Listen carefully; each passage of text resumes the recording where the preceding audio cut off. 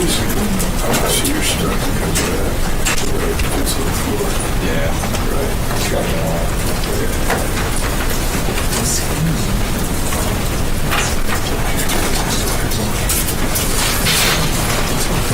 Everyone, please hide or remove your badges. Why do you say that?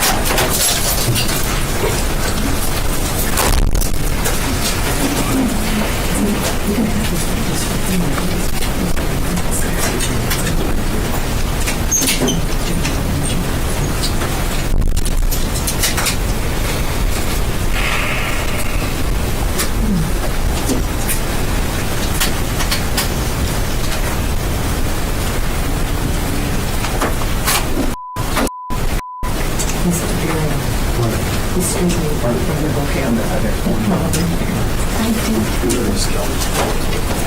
You all right?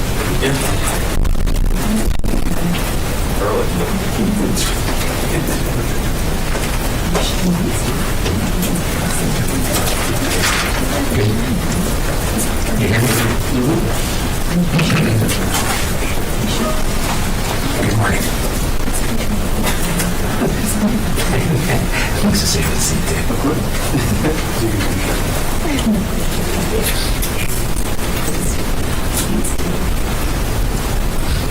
although frankly I feel a bit too close. Ladies and gentlemen, we'll be ready in 2 minutes. 2 minutes, thank you.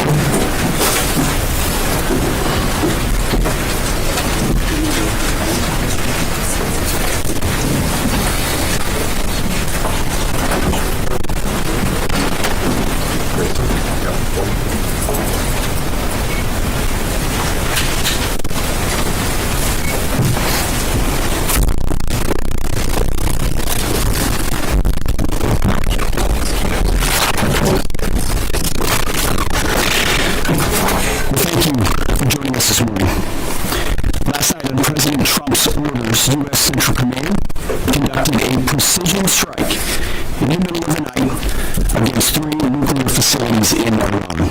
Fordo, Natanz, and Isfahan in order to destroy or severely degrade Iran's nuclear program. And as the chairman of the Joint Chiefs will demonstrate, it was an incredible and overwhelming success.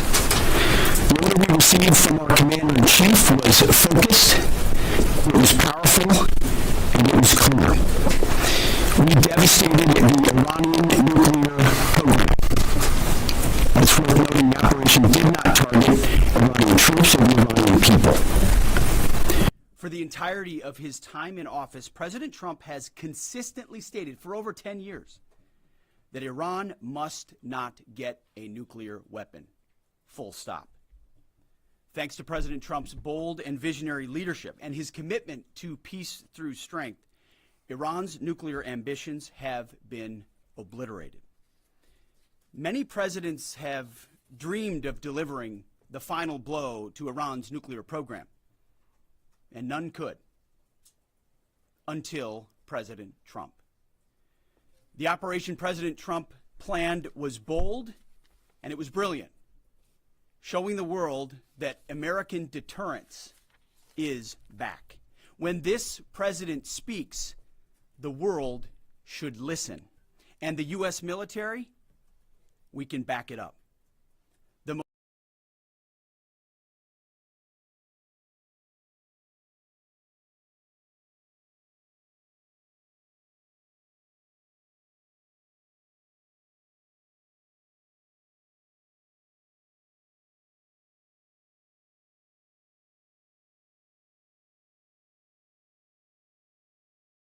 60 days of peace and negotiation. Otherwise, that nuclear program, that nuclear capability will not exist. He meant it.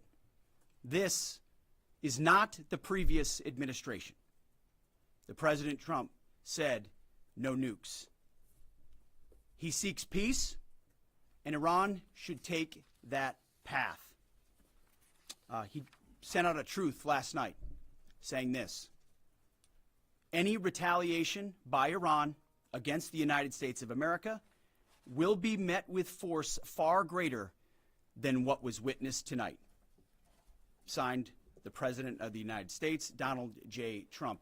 Iran would be smart to heed those words. He's said it before, and he means it. I want to give recognition to the Chairman of the Joint Chiefs of Staff, the Joint Staff, General Eric Kurilla at CENTCOM, who did a phenomenal job, he and his staff, all of CENTCOM. Policy, across the board, this was a joint effort, and across the Pentagon effort. I want to recognize the pilots who flew those bombers, who flew those fighters, who flew those refuelers, warriors. I want to recognize the sailors on those destroyers, in those subs, on those carriers, warriors, all of them. I want to recognize our soldiers doing air defense, base defense, QRF, warriors, all of them. Every American involved in this operation performed flawlessly. And I want to give recognition to our allies in Israel as well. This is a plan that took months and weeks of positioning and preparation so that we could be ready when the President of the United States called. It took a great deal of precision. It involved misdirection and the highest of operational security. Our B-2s went in and out of downtown Tehran, of these nuclear sites, in and out and back without the world knowing at all. In that way, it was historic. A strike that included the longest B-2 Spirit bomber mission since 2001 and the first operational employment of the MOP, a massive ordnance penetrator. The mission demonstrated to the world the level of joint and allied integration that speak to the strength of our alliance and our joint forces. As President Trump has stated, the United States does not seek war, but let me be clear. We will act swiftly and decisively when our people, our partners, or our interests are threatened. Iran should listen to the President of the United States and know that he means it, every word. I want to give congratulations to our Commander-in-Chief. It was an honor to watch him lead last night and throughout, and to our great American warriors on this successful operation. God bless our troops. God bless America. And we give glory to God for his providence and continue to ask for his protection. I turn it over now to the chairman for specifics. Thank you, Mr. Secretary. Thanks for recognizing all of our folks out there doing our nation's work, and nice to see everybody on this early Sunday morning. Last night, on the President's orders, U.S. Central Command, under the command of General Eric Kurilla, executed Operation Midnight Hammer, a deliberate and precise strike against 3 Iranian nuclear facilities. This was a complex and high-risk mission carried out with exceptional skill and discipline by our joint force. I want to thank every service member, planner, operator that made this mission possible. Their actions reflect the highest standards of the United States Armed Forces. This operation was designed to severely degrade Iran's nuclear weapons infrastructure. It was planned and executed across multiple domains and theaters with coordination that reflects our ability to project power globally with speed and precision at the time and place of our nation's choosing. This was a highly classified mission with very few people in Washington knowing the timing or nature of this plan. I'll refer you to the graphic on the side as I walk you through some of the operational details. At midnight Friday into Saturday morning, a large B-2 strike package comprised of bombers launched from the continental United States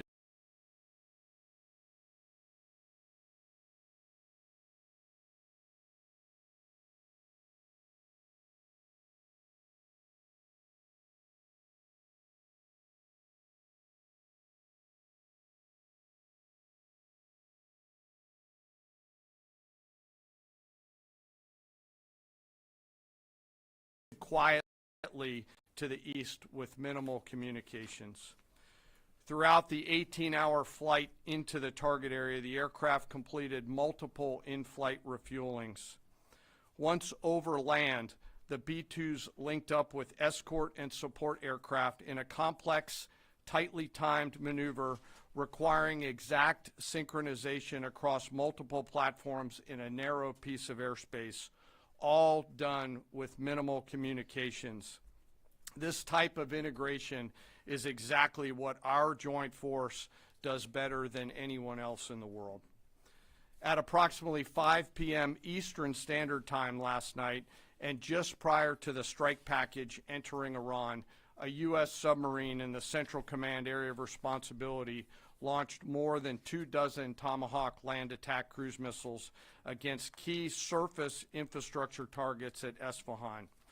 As the Operation Midnight Hammer strike package entered Iranian airspace, the U.S. employed several deception tactics, including decoys, as the 4th and 5th generation aircraft pushed out in front of the strike package at high altitude and high speed, sweeping in front of the package for enemy fighters and surface-to-air missile threats.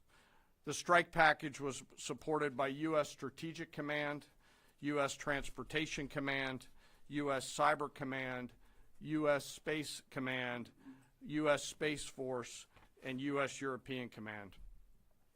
As the strike package approached Fordo and Natanz, the U.S. protection package employed high-speed suppression weapons to ensure safe passage of the strike package, with fighter assets employing preemptive suppressing fires against any potential Iranian surface-to-air threats.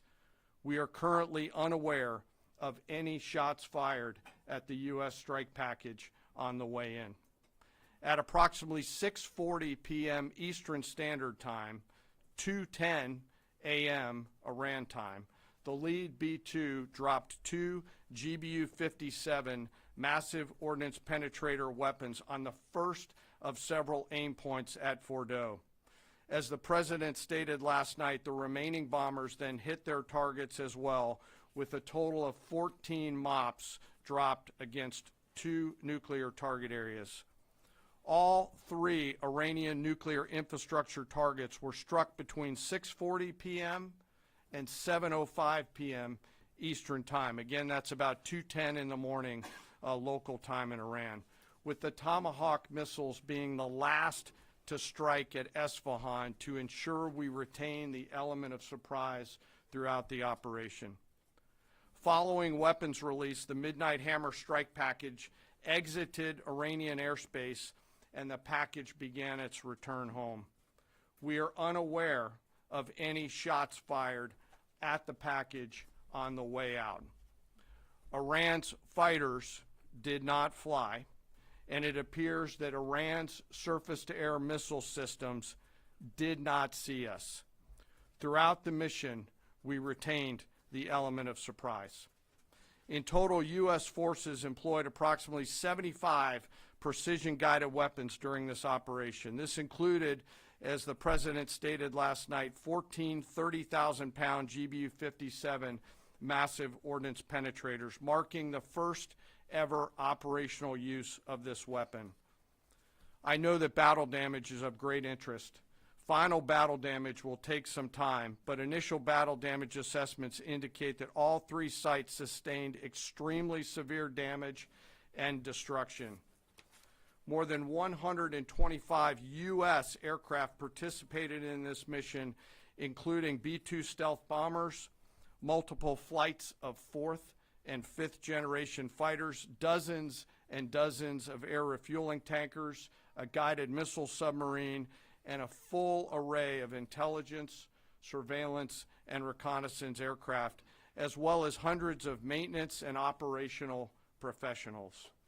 As the Secretary said, this was the largest B-2 operational strike in U.S. history and the second longest B-2 mission ever flown, exceeded only by those in the days following 9/11. Well prior to the strike, General Kurilla elevated force protection measures across the region, especially in Iraq, Syria, and the Gulf. Our forces remain on high alert and are fully postured to respond to any Iranian retaliation or proxy attacks, which would be an incredibly poor choice. We will defend ourselves. The safety of our service members and civilians remains our highest priority. This mission demonstrates the unmatched reach, coordination, and capability of the United States military. In just a matter of weeks, this went from strategic planning to global execution. This operation underscores the unmatched capabilities and global reach of the United States military. As the President clearly said last night, no other military in the world could have done this. I join the President and the Secretary in being incredibly proud of the air crews, naval forces, cyber operators, planners, and support teams, and commanders who made this mission possible. It is their skill, discipline, and teamwork that makes this operation possible. I am particularly proud of our discipline related to operational security, something that was of great concern to the President, the Secretary, General Kurilla, and me, and we will continue to focus on this. As we stand here this morning, many assets are still airborne, and we have hundreds deployed. I ask that we keep our warfighters on their way home and our deployed service member in our thoughts. Our joint force remains ready to defend the United States, our troops, and our interests in the region. Thank you very much. We will take a few questions, Phil. Me? Yeah. So, is regime change off the table, Mr. Secretary? And to the chairman, you said the battle damage assessment is still ongoing, but do you believe that some nuclear capability in Iran remains? This mission was not and has not been about regime change. The President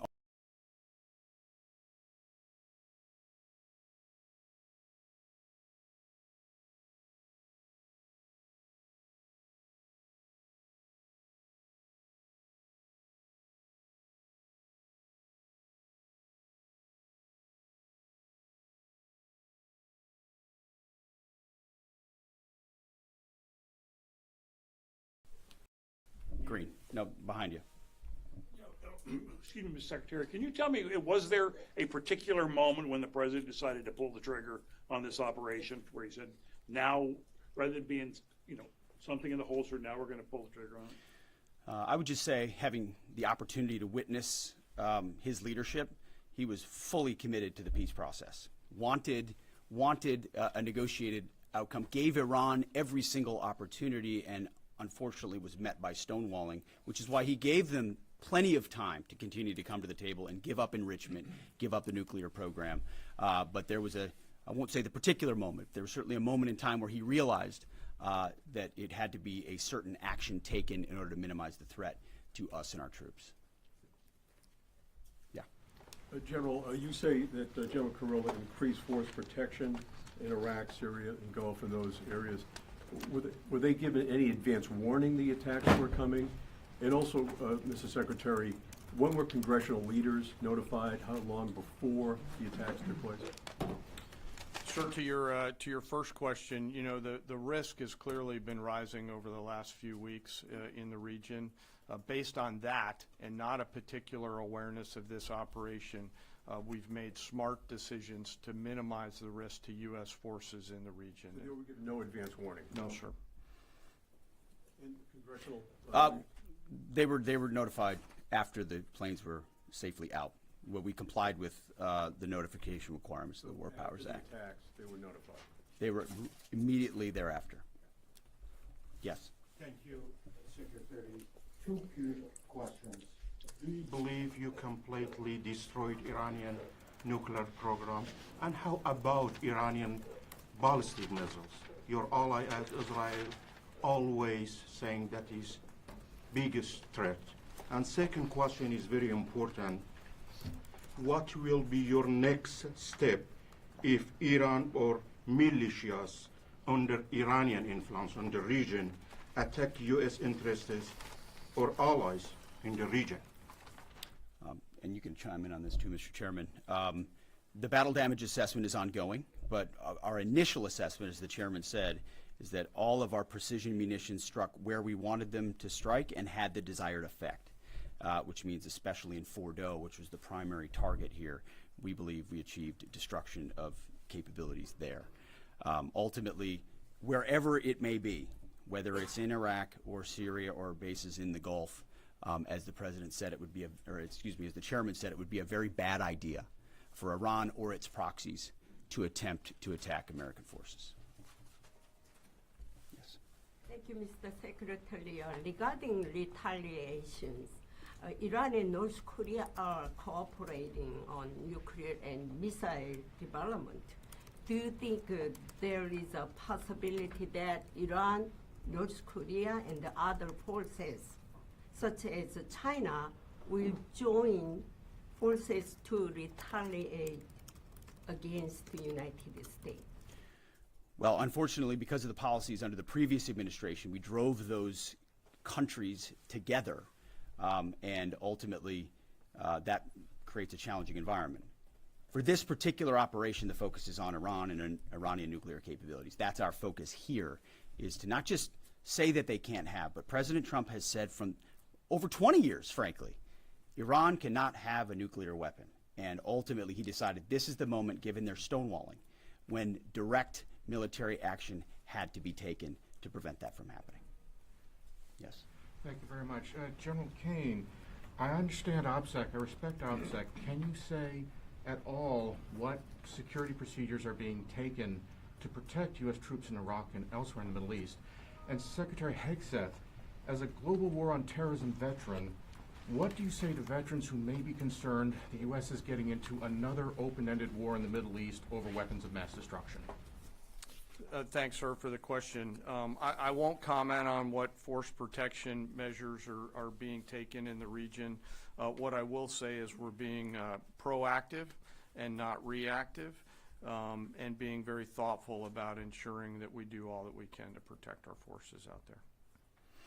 And I would just say, as the president has directed and made clear, this is most certainly not open-ended. It doesn't mean it limits our ability to respond. We will respond if necessary. The most powerful military in the world is postured and prepared to defend our people. But what the president gave us, as I said, was a focused, powerful, and clear mission on the destruction of Iranian nuclear capabilities. Those were the targets. That's what was struck. That's what was overwhelming. That's what was overwhelming. That's what the Iranian regime needs to understand, as the president put out last night. He wants peace. There needs to be a negotiated settlement here. We ultimately demonstrated that Iran cannot have a nuclear capability. That is a very clear mission set on this operation.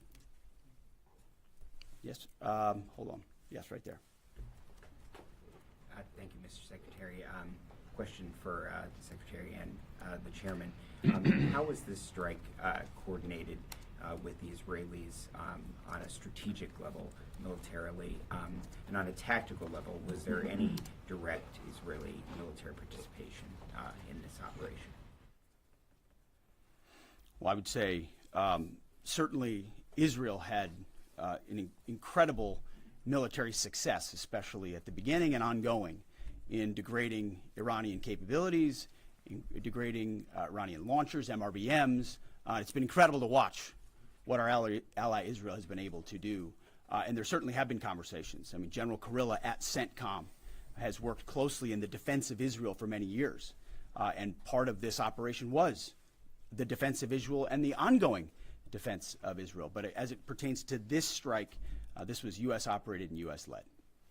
We took advantage of some of the preparatory work that's been done over the past week and a half in terms of axis of approach. I won't get into the particulars, but as the Secretary said, it was a U.S. strike.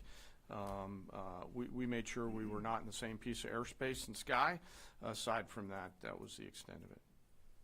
We'll take a couple more. Yeah, right there.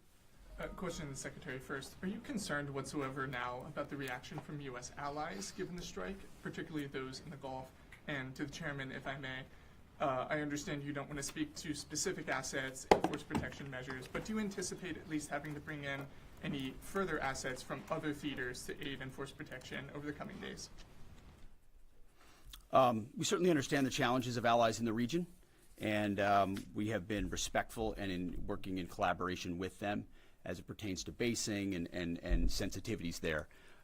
Ultimately, they've got a lot of assets and people in those locations also where American troops are co-located. So that's a consideration of ours. We've been in close consultation with them, and we appreciate the support that we have got.